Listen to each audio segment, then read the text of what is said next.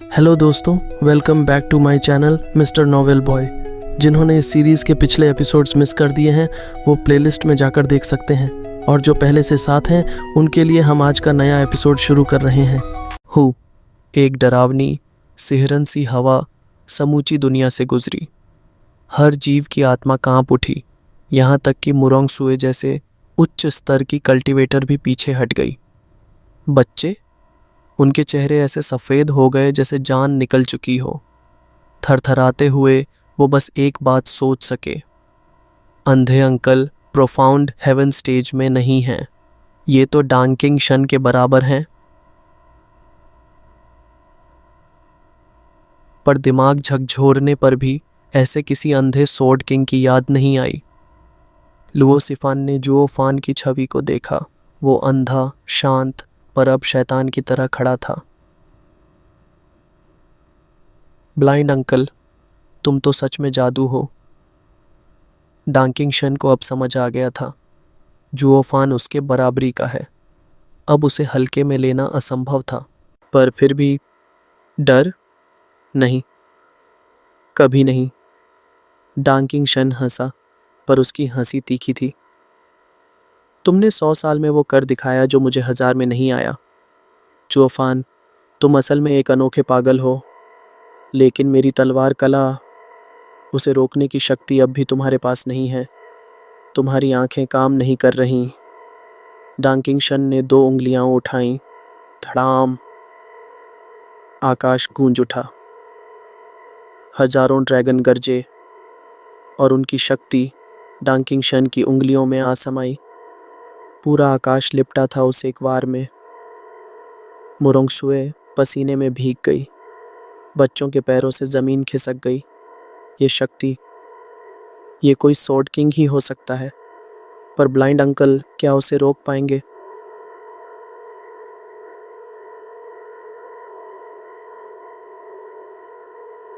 पर जुओफान अब भी वैसा ही शांत था। क्या वो डर से जड़ हो गए? होश जुओफान गायब हो गए, और अगले ही पल वो डांकिंग शन के ठीक सामने प्रकट हुए, सिर्फ 1 मीटर दूर। डांकिंग शन अब सच में घबरा गया। उसने हमला छोड़ दिया, तलवार कला को उंगलियों से छोड़ा। जुओफान पास था, बच नहीं सकता था। कोई और स्वॉर्ड किंग होता तो इस वार से अधमरा हो जाता। पर तभी जुओफान की दाहिनी भुजा लाल चमकने लगी। कील इन आर्म, पैम। हजारों ड्रैगनों की गूंज, स्वर्ग की क्रोधमयी शक्ति। जुओफान ने बस एक हाथ से पकड़ ली। जमीन कांप उठी, आसमान में दरारें आईं, पहाड़ टूट गए। डांकिंग शन अविश्वास में डूबा।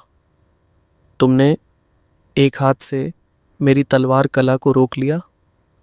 पर वो वाक्य पूरा भी नहीं कर सका। जुओफान की किलिन आर्म से स्वर्ण अग्नि फूट पड़ी। ड्रैगन की चीखें, तलवार की शक्ति, सब जल गए। डांकिंग शन दहाड़ उठा। यह तो डेसिमेटिंग स्वॉर्ड आर्ट। फिर जुओफान ने बस एक वार किया। लाल चमक हवा में झलकी, मृत्यु की गंध से भरी हुई। बूम! वार आकाश को चीर गया। 1000 मील तक सब कुछ नष्ट हो गया। पहाड़ रेत में बदल गए। बच्चे हक्के बक्के।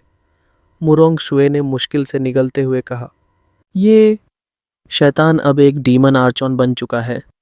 कौन खड़ा होगा इसके सामने? जुओफान ने डांकिंग शन की ओर देखा। ओल्ड डैन, मेरी आंखें भले न हों, पर कला अब भी जिंदा है। अब क्या तुम लौटोगे? डांकिंग शन थरथराते होंठों से बोला, तुमने 3 डिवाइन सोर्ड आर्ट्स पूर्णता से सीख लिए। मुझे कोई उम्मीद नहीं। मैं लुओ युनहाई को नहीं मार सकता। वो हारा हुआ, थका हुआ, कंधे झुकाए चला गया। जुओफान, वॉल्टिंग सॉर्ड तुम्हारा ही हक है। जुओफान उसे जाते हुए देखता रहा। मुरोंगसुए अब थरथरा रही थी। चारों डिवाइन सोर्ड्स 100 साल पहले तुम्हारे पास ही थीं? जुओफान ने हल्के से उत्तर दिया, हाँ और नहीं, समय आने पर सब पता चल जाएगा। जुओफान वापस झोपड़ी की ओर चला। बच्चे अब भी खामोश थे। उसकी शक्ति ने उनके दिलों को थाम लिया था। डर, कंपी बनकर उनके शरीर में समा चुका था। जोफान ने लुओसिफान के सिर पर हाथ फेरा। अब सब ठीक है, अपने पापा के पास लौट जाओ। डांकिंगशन हार कर लौट गया। उसे कहो अब चिंता करने की ज़रूरत नहीं है। लड़की ने हल्के से सिर हिलाया। हाँ ठीक है। जोफान मुस्कुराया। फिर उसने एक बार और उसके सिर पर थपथपाया। स्नेह भरा, पर दिल में कोई और ही तूफान था। उसने मुड़कर ली जिंगतियन के पास आकर जख्मों की जांच की। मिस मुरोंग कंजूस नहीं है दवा में, सीधे 10th ग्रेड पिल्स इस्तेमाल कर दी। सप्ताह भर में ये होश में आ जाएंगे और महीने भर में पूरी तरह ठीक। मुरोंग सुए ने ठंडी सांस ली। मैं कभी मरीजों पर कंजूसी नहीं करती, पर सच्चाई ये है कि डानकिंग शन ने जानबूझकर उन्हें तोड़ा नहीं, वरना इतना आसान न होता। जोफान हंसा। ओल्ड डैन सीधा आदमी है, पर हमारी दुनिया में कई बार उसूल कुर्बान करने पड़ते हैं।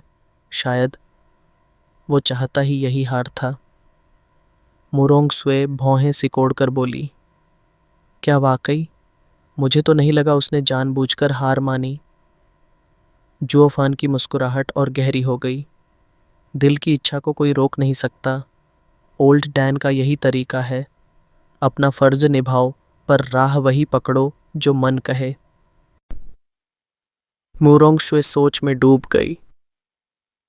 इतने में लुओसिफान ने हिम्मत जुटाई और धीरे से पूछा, ब्लाइंड अंकल, क्या आपका और लुओ अलायंस का कोई रिश्ता है? जोफान ने हंसते हुए सिर झुकाया। हो सकता है, कुछ तो है वहां। पर तभी फिज़ियोलॉजी एक जेड स्लिप उसकी हथेली में उभरी। जोफान ने उसे पढ़ा। चेहरे की मुस्कान पिघल गई, आंखें सख्त, होंठ भींचे। लड़की, उसकी आवाज एकदम ठंडी हो गई। आज जो हुआ किसी को मत बताना, मानो जैसे तुमने मुझे कभी देखा ही नहीं। जब ये बुजुर्ग जाग जाए, उन्हें ले जाना और यहाँ से चले जाना, समझी? तीनों कांप गए। क्या हुआ? अचानक इतना सख्त क्यों हो गया वो? झोपड़ी में रहस्य छिपा था, पर शायद असली खतरा अब आने वाला था। लुओसिफान की आंखों में खींच भर गई। ब्लाइंड अंकल, आप तो ज्यादा ही रूड हो रहे हो। जब ये बड़े लोग उठेंगे, हम क्या कहेंगे कि ड्रैगन क्लीविंग स्वॉर्ड किंग ऐसे ही चला गया? कोई भरोसा नहीं करेगा। जुओफान ने भौं उठाई। तो नहीं कर पाओगे क्या जरा सी कहानी बनाना? बस कह देना कि तुम तीनों ने अपनी जान हथेली पर रख दी और अपनी सच्चाई से उसे छू लिया। फिर थोड़े ड्रामा वाला तड़का, थोड़ा रोना धोना, बस कहानी बन गई। बस इतना सस्ता झूठ? तीनों के चेहरे खिंच गए। कोई भी समझ जाएगा ये बकवास है, जोफान ने गंभीरता से कहा। जो हुआ हम तीनों के अलावा कोई नहीं जानता। मैं चुप रहूंगा, तुम रहोगे तो कोई क्या बोलेगा? डानकिंग शन तो अब जा चुका है, बाकी तुम्हारी कलाकारी। पर नो बट्स। उसकी आंखों में अचानक एक अजीब चमक आ गई, ठंडी, खून से भीगती हुई। डांकिंग शन तो नहीं आ सकता लुओ अलायंस, लेकिन मैं आ सकता हूं। सोच लो, समझ लो। बच्चों के जहन में उसकी गॉड लाइक पावर गूंज उठी। सिर झुकाकर सहमति में हिलाया। जुओफान मुस्कुराया। गुड, क्रेडिट भी तुम ले लो और मैं तुम्हारा मुंह भी नहीं बंद कर रहा। वैसे भी पिछली बार क्या कहा था, मेरे बारे में बात मत करना। फिर डानकिंग शन को मेरी चौखट तक कैसे ला पहुंचे? तीनों सहम गए। दोनों की निगाहें धीरे धीरे घूमी लॉन्ग जंक्शन की तरफ। ओह, वही मोटा लौंडा। जुओफान ने उसके डरे हुए चेहरे को घसीटा, मुस्कुराते हुए। फिर से मेरी चुगली कर दी। पिछली बार भी मुझे झाड़ा था, आज निपटारा हो ही जाए। लॉन्ग जंक्शन जमीन पर गिर पड़ा, थरथराता हुआ। सीनियर, माफ कर दीजिए, मुझे क्या पता था आप इतने महान हैं। मैं तो कीड़ा भी नहीं आपके सामने। कृपया मुझे छोड़ दीजिए, मैं दोबारा आपका नाम तक नहीं लूँगा। ब्लाइंड अंकल, प्लीज़ छोड़ दो इसे। लुओसिफन गिड़गिड़ाई। कौन जानता था जुओफान कब दिमाग घुमा दे। जुओफन ने एक लंबी सांस ली। तुम्हारा बाप तुम्हें बहुत बिगाड़ गया है शायद। जब बात आती है तो डर के मारे कांपते हो। चल उठ, अब हीरो बनकर दिखा। फिर चुगली की तो तेरे घर में घुसकर कीमा बना दूंगा, समझा? हाँ हाँ, ग्रेट सीनियर, आप कुछ भी कर सकते हैं। लॉन्ग जॉनसन की आंखों में आंसू थे। जुओफान ने सिर हिलाया। बाकी दोनों बच्चों ने सिर झुका लिया। वो चला गया। ब्लाइंड अंकल, आप। लड़की, मैं जा रहा हूँ। आज का दिन सिर्फ शुरुआत थी उस चीज़ की जो आने वाली है। ध्यान रखना। वो मुड़ा और मुरोंग सुए की तरफ देखा। मिस मुरोंग, क्या अब भी तुम जानना चाहती हो किसे कहते हैं अच्छाई और किसे बुराई? फिर बिना उत्तर की प्रतीक्षा किए जुओफान चल पड़ा। मुरोंग सुए ने कुछ बुदबुदाया और पीछे चल दी। बच्चे वहीं रह गए। लॉन्ग जॉनसन अब भी कांप रहा था। मम्मी, आखिर चला गया वो। इस बीच दूसरी तरफ डबल ड्रैगन मैनर में वेंताओ, यनमो और अन्य sect leaders heaven reaching pavilion में इंतज़ार कर रहे थे। एक बुजुर्ग निकला। एग्जॉल्टेड अब यहाँ नहीं है। काफ़ी समय हो गया। पता नहीं कब लौटेंगे। एग्जॉल्टेड हेरान और एग्जॉल्टेड बाई में दूर खड़े थे। हेरान ने लंबी सांस ली।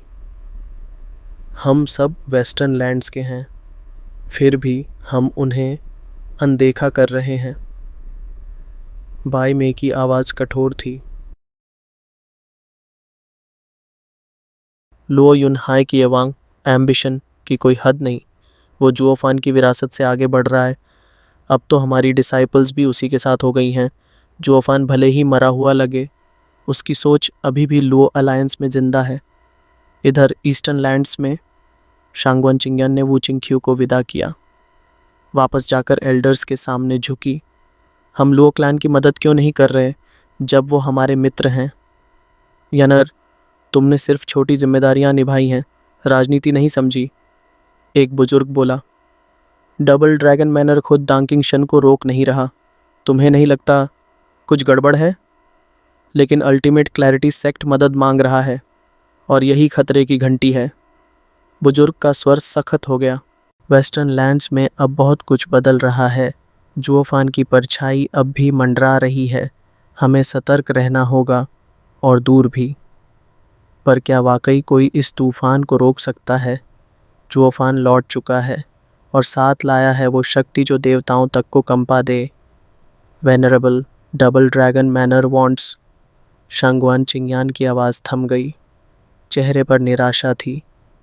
1 महीना बीत गया।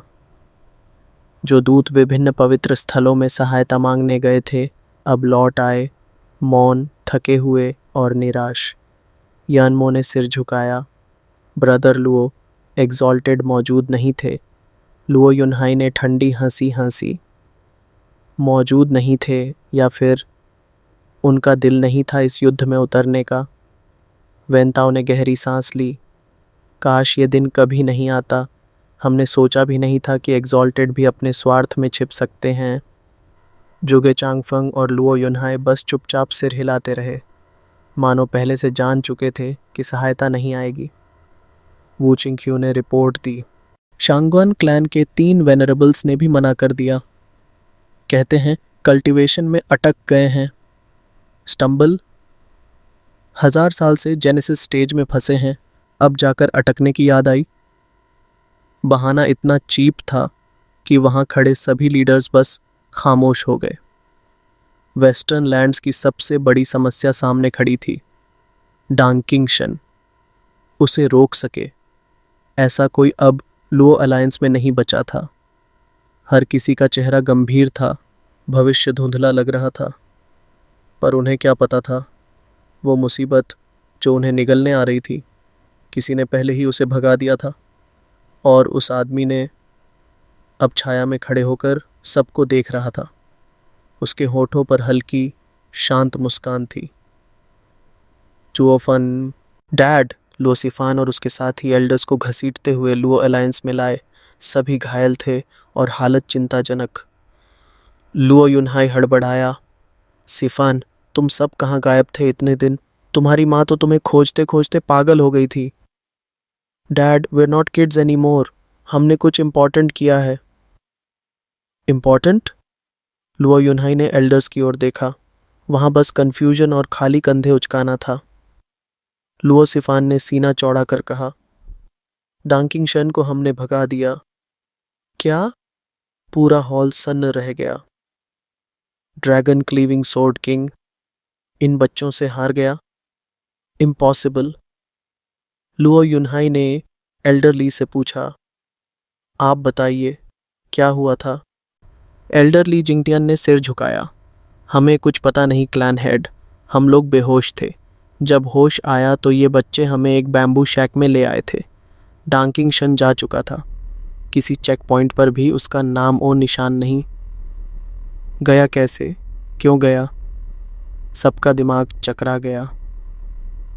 टेल अस, लुओ युनहाई ने पूछा, तुमने क्या किया उसे भगाने के लिए? वी लुओ सिफान ने जोफान की स्टाइल पकड़ी और शुरू हुआ झूठ का महाकाव्य। लॉन्ग जंशन और शियनयांग भी कूद पड़े। ट्रेजेडी, हीरोइज्म, इमोशन, जैसे तीनों नरक के दरवाजे से लौटे हों। और तभी सोर्ड किंग हमें देखकर पिघल गया। लॉन्ग जंशन ने फेक स्निफ के साथ कहानी खत्म की। मैंने सीफन को बचाया था। झूठ, मैंने बचाया था। शट अप, मैं था हीरो। तेरा हीरो मिट्टी में गया। लो सिफान, ये झगड़ क्यों रहे हैं झूठ पे? असल में दोनों लड़के फादर इन लॉ की नज़रों में चढ़ना चाहते थे। लुओ युनहाई का पेशेंस खत्म हो गया। इनफ। तुम सबको 50 केन स्ट्रोक्स बिना युआन की प्रोटेक्शन के और 1 महीने का नज़रबंदी। क्या? डोंट क्यामी, तुम्हें सबक सिखाना पड़ेगा। तीनों को घसीट कर ले जाया गया, चेहरे पर शहीदों सी बेइज्जती। हमने हेल्प की थी, सजा क्यों मिली? चुओफान छाया में सब देख रहा था। मुरोंग शुए का कंधा थपथपाया और हंसते हुए चला गया। फॉरेस्ट के पार जुओफान और मुरोंग शुए निकल पड़े। ब्रैट्स ने सोचा क्रेडिट ले लेंगे। मैं होता युनहाई की जगह तो पहले ही थप्पड़ जड़ देता। मुरोंग शुए ने बैरियर की ओर देखा। तुम पहली बार नहीं हो यहाँ। मैंने ही तो ये सब बनाया था। अब भी वही बेस है। मुझे कुछ जानने की ज़रूरत ही नहीं। वो गुड और ईविल की बात जो तुमने की थी। जुओफान, डबल ड्रैगन मैनर जस्टिस का प्रतीक है। शंगवन क्लैन भी राइचस है, तो फिर उन्होंने मदद क्यों नहीं की? मुरोंगसुए चुप हो गई, सोच में डूब गई। बिकॉज हेल्प करने से कुछ हासिल नहीं होता। लुओ क्लैन बहुत बड़ा हो चुका था। एक मौका मिला उन्हें रोकने का, तो क्यों छोड़ते? शांगवन क्लैन भी डरता है डबल ड्रैगन मैनर से। तो फिर? मुरोंगशुए बुदबुदाई, ये अच्छाई है या बुराई? जुओफान, क्या अच्छाई का कोई मतलब है अगर वो तुम्हें बचा ही ना सके? मुरोंगशुए स्तब्ध थी। जुओफान हंसा, जस्ट वेट, 5 लैंड्स फिर टकराएंगे और तब तुम देखोगी असली विनाश। अभी अभी एक रहस्यमय गुफा में युवेन योंग घबराए हुए अंदर आया। Prime minister, dragon cleaving sword king हार गया। कोई और था जो उससे भी ज्यादा ताकतवर निकला। ओ, क्या वो 2 बुजुर्गों ने इंटरवीन किया? बाइली जिंगवे ने हल्की सी मुस्कान के साथ पूछा। युवेन योंग की आवाज़ में चिंता थी। नहीं। फिर कौन? पता नहीं। सॉर्ड किंग ने बस इतना कहा कि वो कुछ नहीं कर सका।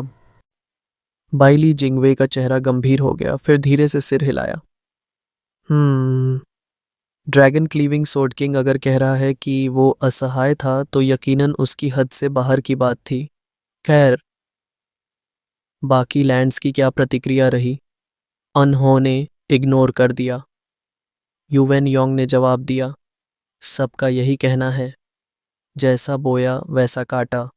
कोई भी सामने नहीं आया, यहाँ तक कि डबल ड्रैगन मैनर भी नहीं। वूचिंग ख्यू ने भी शांगवान क्लैन से मदद मांगी पर उन्होंने साफ मना कर दिया। बैली जिंगवे की मुस्कान और गहरी हो गई। अच्छा है, कम से कम कुछ तो हासिल हुआ। सर युएन, क्या कभी सोचा है तियान्यू लौटने का? बैली जिंगवे ने अचानक पूछा। युएन योंग हकबका गया। क्या? मेरे आदेश सुनो। Prince of harvest Beili Yunming central area का एम्बेसडर बनेगा और तुम डेप्यूटी मिनिस्टर ऑफ वॉर उसके साथ वेस्टर्न लैंड्स जाओगे। मकसद सभी लैंड्स से डेविल पैलेस को हटाने पर चर्चा करना। बाकी 3 लैंड्स में मिनिस्ट्री ऑफ राइट्स, रेवेन्यू और वर्क्स के नामी लोग एम्बेसडर्स बनकर रूलर्स को इस एक्शन की सूचना देंगे। युएन योंग, प्राइम मिनिस्टर, आप? बाइली जिंगवे ने उसका सवाल हवा में उड़ा दिया एक शातिर हंसी के साथ। सर युएन, तुम्हारा असली काम कुछ और है। सुनो। उस अंधेरे कमरे में बेली जिंगवे ने अपना गुप्त मिशन समझाया। फिर उसकी ठंडी ध्वनि गूंजी। याद रखना, मैं तुम्हें तियान्यू वापस लाने के लिए नहीं भेज रहा, बल्कि ताकि तुम वेस्टर्न लैंड्स के शासक बन सको, सोर्ड स्टार एम्पायर के अधीन। कि युएन योंग ने जोश में हाथ जोड़े। Thank you so much prime minister, मैं आपको निराश नहीं करूँगा। और फिर वो एक नई साजिश, एक नई चाल और एक नई बादशाहत की ओर खुश होकर निकल गया। बेली जिंगवे के आदेश से सारे कागजात तैयार हुए। चारों लैंड्स के शासकों को एम्बेसडर्स के जरिए औपचारिक निमंत्रण भेजा गया। सोर्ड स्टार एम्पायर बीते 100 वर्षों से रिकवरी मोड में था, इसलिए उसने बाहरी लैंड्स से स्थिर संबंध बनाए रखे। बाकी के रियल्म्स इसे एक भयानक शत्रु की तरह मानते थे, पर दिखावे में सब ठीक ठाक चलता रहा। बेली जिंगवेई ने इन डिप्लोमैट्स को गुडविल के नाम पर भेजा। चारों लैंड्स को मना करने का अधिकार था, पर वही टेंशन बढ़ा सकता था। और किसे चाहिए एम्पायर की दुश्मनी? डेविल पैलेस से फिलहाल शांति बनी हुई थी, पर भविष्य कौन जानता था कब हर लैंड को एक होकर उस संगठन को मिटाना पड़े। चारों लैंड्स ने भारी सोच विचार के बाद राजी होकर एम्बेसडर स्वीकार कर लिए। युएन योंग और prince of harvest Beili Yunming भव्य ऑनर गार्ड के साथ निकले। बाकी लैंड्स के दूत जहां सीधे पहुंचे, इन दोनों को पहले तियान्यू एम्पायर जाना पड़ा, फिर डबल ड्रैगन मैनर। 3 महीने बाद तियान्यू के राजमहल की स्टडी में मध्यम उम्र का सम्राट युएन कोंग अब पहले जैसा गोल मटोल नहीं, थोड़ा दुबला, और होंठों के ऊपर एक छोटी मूंछ थी। एम्पायर का एम्बेसडर आ रहा है और चाहता है कि हम उसका स्वागत करें। वो हैरानी से लुओ युनहाई की ओर देखने लगा। लुओ युनहाई ने गहरी सांस ली। हाँ, ये आदेश सीधे डबल ड्रैगन मैनर से आया है। वो कह रहे हैं कि उनके प्रतिनिधि दल में कोई है जो तियान्यू से है और अब गौरवशाली वापसी कर रहा है। स्पष्ट रूप से हमसे कहा गया कि लुओ अलायंस उसका स्वागत करे। तियान्यू से? कौन? युएन कोंग कमरे में चहलकदमी करने लगा। ग्लोरी, हाँ, मुझे एम्परर बने कितना हुआ है। कोई मेरा ही आदमी अब एम्पायर का एम्बेसडर बनकर लौटेगा और मुझसे सम्मान की अपेक्षा करेगा, ये तो अपमान है। लुओ युनहाई मुस्कराया। राजा, ह्यूमिलिएशन क्यों? पावर तो एक बहती नदी है। याद है जब आप एम्परर नहीं बने थे, तब आपने मुझे सम्मान दिया था। ओह, सही कह रहे हो। युएन कोंग हंस पड़ा।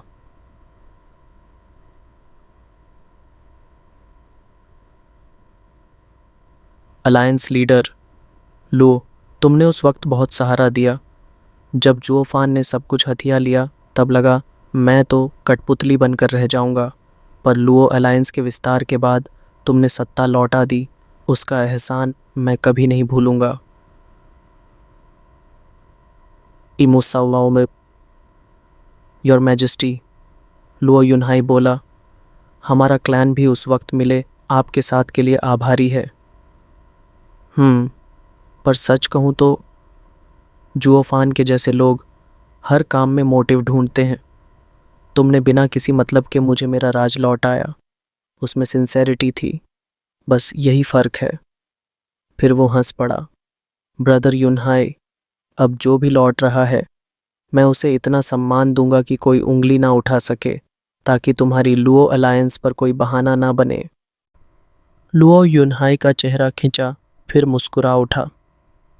3 दिन बाद पूरे राजधानी को रंगीन झंडियों और फूलों से सजाया गया। एम्परर युवेनकोंग और एम्प्रेस लोंगक्वी स्वयं महल के द्वार पर खड़े थे। यह तियान्यू एम्पायर का सबसे बड़ा सम्मान था, जब सम्राट खुद किसी का स्वागत करे। साथ में खड़े थे लुओ अलायंस के ऊंचे अधिकारी, लुओ युनहाई उनके प्रमुख। दोपहर की चिलचिलाती धूप में हवा में धूल उड़ती हुई एक विशाल कैरेज निकला। स्पिरिचुअल बीस्ट्स खींच रहे थे उसे। पीछे थे 8 लाख सैनिकों का काफिला। ये है वेस्टर्न लैंड्स का एम्बेसडर? दीवार की छाया में छुपा जुओ फान बुदबुदाया। मुरोंग शुए ने चुटकी ली। कैसे पता तुम्हें कि बैली जिंगवे वेस्टर्न लैंड्स पर नजर लगाए हुए है? जुओ फान हंसा।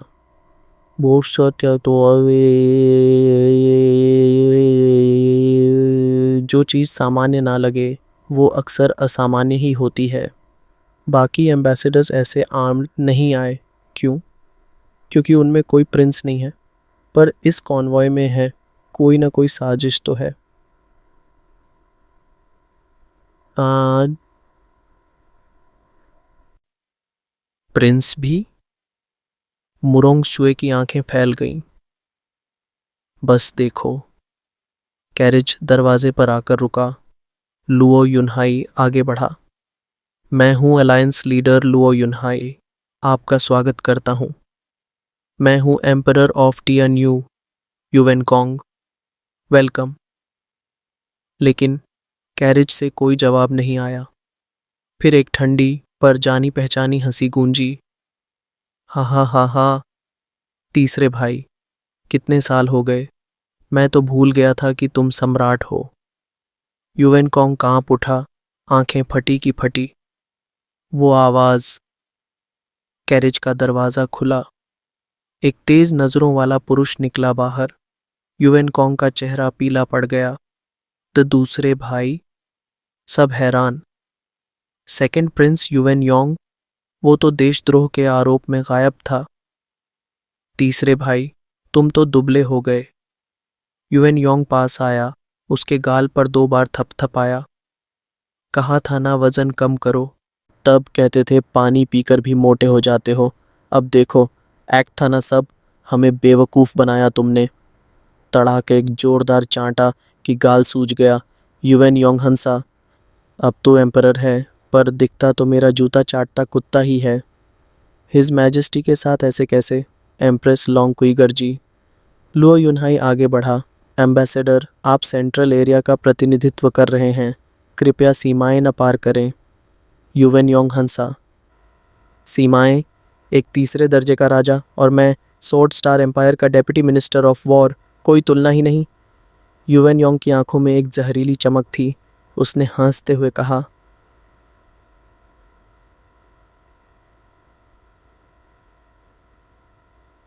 अलायंस लीडर लुओ, तुम हो वेस्टर्न लैंड्स के मार्शल। आधा इलाका तो तुम्हारा ही है। तुम्हें मेरा सम्मान मिलता है, लेकिन इस एक्स लार्डनेस को देखो।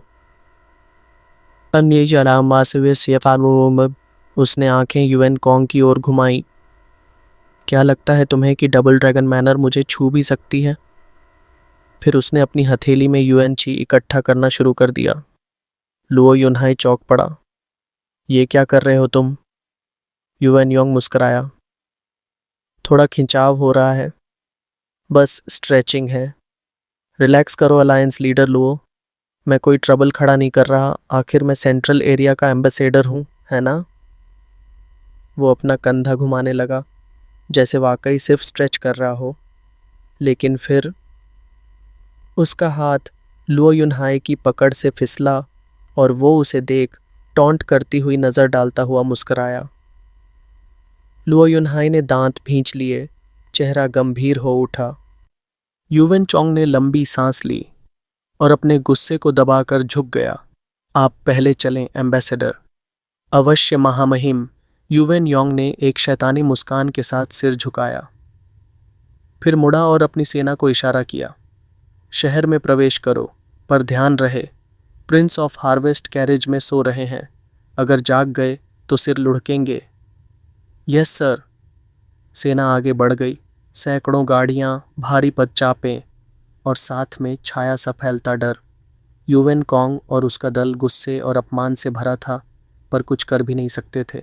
स्वॉर्ड स्टार एम्पायर का एम्बेसडर अब उनके क्षेत्र का ऑफिशियल गेस्ट था। कानून उन्हें रोकता था। ऐसा पहले भी होता रहा था। कभी कभी देश में बाहरी लोग घमंड से आते, पर आज पहली बार था जब खुद सम्राट की बेइज्जती हुई थी, और वो भी सेंट्रल रीजन की सबसे बड़ी एम्पायर के दूत के हाथों। एक तीसरे दर्जे के सम्राट का गाल खुली सड़क पर सबके सामने लाल हो चुका था।